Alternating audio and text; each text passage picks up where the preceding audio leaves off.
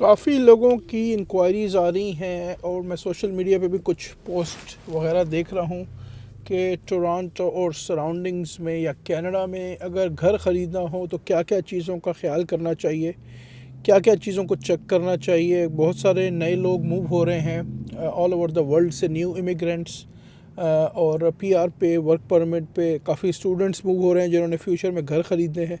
तो काफ़ी सारे लोगों का ये कंसर्न है कि घर ख़रीदने के लिए कौन कौन सी चीज़ों को चेक करना चाहिए, कहाँ से स्टार्ट करना चाहिए। चलें आज इस वीडियो में आपके साथ कुछ इम्पॉर्टेंट इन्फॉर्मेशन शेयर करता हूँ। बहुत इम्पॉर्टेंट ये वीडियो होने जा रही है। अस्सलामु अलैकुम, आपका दोस्त यासिर खान। मैं उम्मीद करता हूँ कि आप सब खैरियत से होंगे।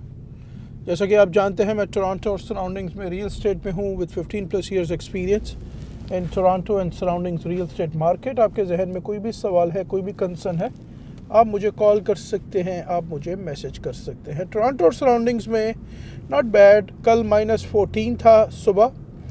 इस वक्त मेरी गाड़ी +2 दिखा रही है, लेकिन फील लाइक जो है वो -1 -2 हो रहा है। थोड़ी सी हवा में, थोड़ी सी सर्दी है, हवा में चिली है थोड़ी सी, तो it's not bad. Yesterday was -14, वो भी ठीक था। एज लॉन्ग एज आपने प्रॉपर बंडल अप किया हुआ, you don't have to worry about it. चले जी टॉपिक की तरफ चलते हैं और बहुत ही इंटरेस्टिंग टॉपिक है। उससे पहले अगर आपने मेरे चैनल को लाइक या सब्सक्राइब नहीं किया, इसको काइंडली लाइक करें, सब्सक्राइब करें, शेयर करें, इससे मुझे मोटिवेशन मिलेगी। टॉपिक जो है कि घर में क्या क्या चीज़ें चेक करनी चाहिए। सबसे पहले जो आपने चीज़ चेक करनी है घर की, वो उसकी एज चेक करनी है कि वो 15 ईयर्स है, 20 ईयर्स है, 25 है, 30 है, 50 है, उसकी क्या एज है, राइट। क्योंकि देखें घर एक अच्छा है तो वो 30-40 ईयर्स भी कोई मसला नहीं है, as long as structure is okay, तो you don't have to worry about it. तो अगर फॉर एग्ज़ाम्पल वो घर 15 या 17 या 18 ईयर्स ओल्ड है, तो सबसे पहले आपने जो भी आपका प्रोफेशनल रियल्टर है उससे ये सवाल करना है कि इसमें कौन कौन सी चीज़ें जो है वो रिप्लेस हुई हुई हैं। फॉर एग्ज़ाम्पल आपका फर्नेस जो है, जो आपका हीटिंग और एयर कंडीशन का जो यूनिट होता है, ये दोनों यूनिट साथ में काम करते हैं। एयर कंडीशन आउटसाइड पे लगता है और ये दोनों यूनिट जो है वो साथ में काम करते हैं। फर्नेस जो है आपको वो हीट प्रोवाइड करता है आपका सर्दियों में, और एसी आपको कोल्ड देता है गर्मियों में। तो ये दोनों कितने पुराने हैं। अगर उन्होंने रिप्लेस कर दिए तो बहुत अच्छी बात है। अगर रिप्लेस नहीं किए हैं तो इनकी जो लाइफ होती है वो give and take 18 years plus minus होती है। समटाइम्स वो ज़्यादा भी चलते हैं, इट ऑल डिपेंड्स। लेकिन अगर वो पुराना है तो वो हाई एफिशिएंसी नहीं होगा, वो आपकी डेफिनेटली जो यूटिलिटीज़ हैं वो ज़्यादा कंज्यूम करेगा। तो ये आप सबसे पहले उनसे पूछेंगे जो फर्नेस है उसकी क्या एज है।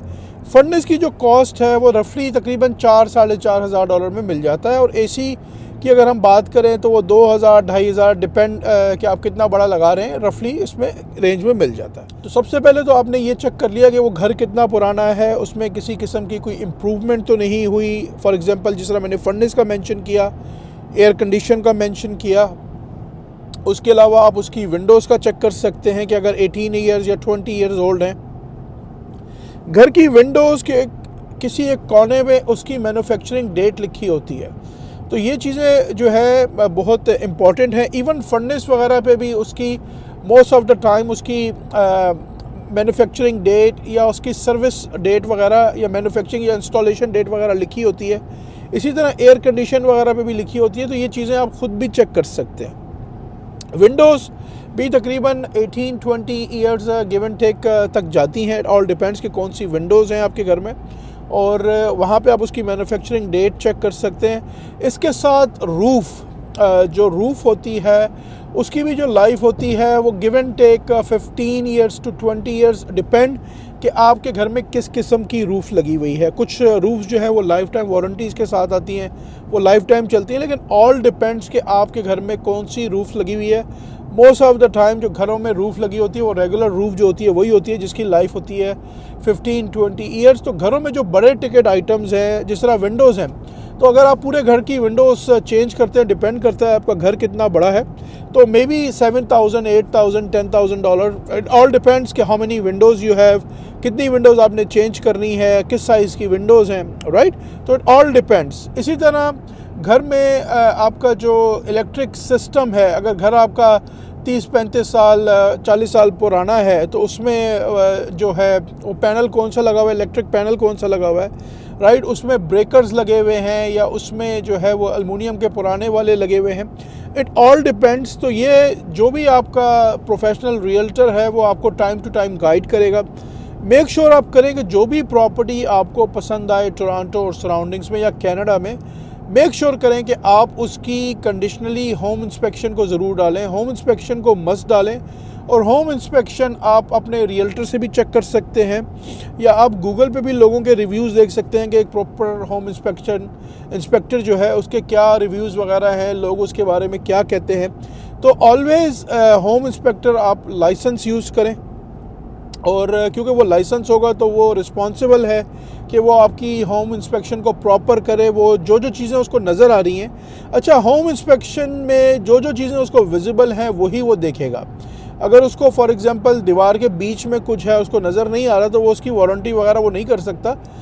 उनके पास डिफरेंट किस्म के स्कैनर्स होते हैं, वो स्कैन करते हैं, राइट, जैसा थर्मल इमेजिंग है, और बहुत सारे स्कैनर्स होते हैं कि इसमें किसी किस्म का मॉइस्चर या मोल्ड वगैरह तो नहीं है, राइट। तो इट ऑल डिपेंड्स। जब भी आप घर ख़रीदें तो मेक श्योर करें कि उसकी होम इंस्पेक्शन को ज़रूर रखें, और होम इंस्पेक्शन के वक्त आपका बायर का प्रेजेंट होना वहाँ पे बहुत ज़रूरी है। आपका रियल्टर भी वहाँ होता है बाय लॉ, और आपका होना भी बहुत ज़रूरी है।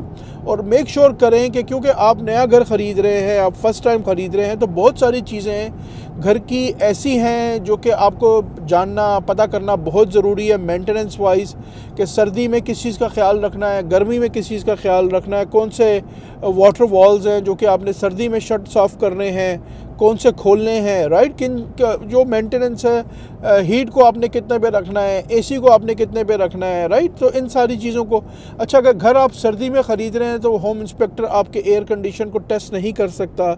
इसी तरह घर अगर आप समर में ख़रीद रहे हैं तो जो होम इंस्पेक्टर है वो आपके जो हीटिंग सिस्टम फर्नेस है उसको टेस्ट नहीं कर सकता। इट ऑल डिपेंड्स कि आप घर किस टाइम पे ख़रीद रहे हैं। लेकिन प्लीज़ जब भी आप ख़रीदें तो बड़े टिकट आइटम्स, जिस तरह उसका फर्नेस हो गया, उसकी रूफ़ हो गई, उसकी विंडोज़ हो गई, उसका एसी हो गया, राइट, ये प्लम्बर, उसमें प्लम्बिंग कौन सी हुई है, इलेक्ट्रिक के पैनल्स उसमें कौन से लगे हुए हैं, तो ये बहुत सारी चीज़ें हैं, राइट। अगर आप इन चीज़ों को ऐड करें, फॉर एग्जांपल आपने घर ख़रीदा 20 साल पुराना, राइट, और उसमें कुछ चीज़ भी अपडेट नहीं है, तो अब आपको टाइम टू टाइम उसमें ख़र्चा आएगा। आपको फर्नेस चेंज करना है, आपको उसका एसी चेंज करना है, आपको उसकी विंडोज़ चेंज करनी है, आपको उसकी रूफ़ चेंज करनी है, तो एवरीथिंग एड्स अप। अगर आप इसको देखेंगे तो ये तकरीबन 25-30 हज़ार डॉलर की कॉस्ट है, राइट। वहाँ पे किसी किस्म का लीक तो नहीं है, किसी किस्म का वहाँ पे कोई पानी तो नहीं आ रहा बेसमेंट में, या किसी किस्म की कोई स्मेल तो नहीं है। ये सारी चीज़ें आपने चेक करनी है। और कुछ और इम्पॉर्टेंट चीज़ें आपने चेक करनी है कि घर के इमीडिएट बैक पे कोई रेल ट्रैक तो नहीं है, कोई कमर्शियल बिल्डिंग तो नहीं है। कुछ लोग इसको पसंद नहीं करते। अगर इमीडिएटली आपके घर के बैक पे रेल ट्रैक है तो हो सकता है वो नॉइस आपको बादर करे, उससे आपकी प्रॉपर्टी की वैल्यू में भी फ्यूचर में इफेक्ट हो सकता है, राइट। इसी तरह इमीडिएटली बैक पे अगर आपका कमर्शियल कोई वेयर हाउस है, some people don't like it, कुछ लोगों को कोई इशू नहीं है। कुछ घरों के सामने या बैक पे कब्रिस्तान होते हैं, right, some people don't like it. Again ये चीज़ें आपकी वैल्यू को ड्रॉप कर सकती हैं।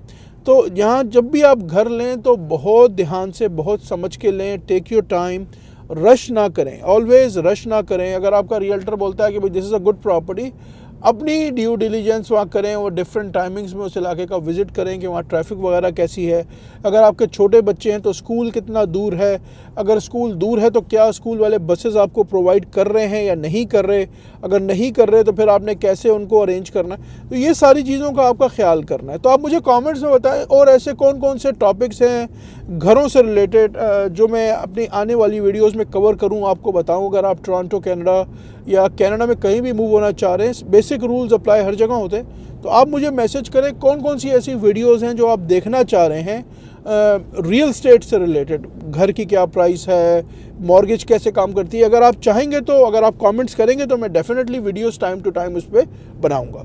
मैं उम्मीद करता हूं कि ये वीडियो आपको काफ़ी पसंद आई होगी। अगर अभी तक आपने मेरे चैनल को लाइक या सब्सक्राइब नहीं किया, इसको लाइक करें, सब्सक्राइब करें, शेयर करें, इससे मुझे मोटिवेशन मिलेगी।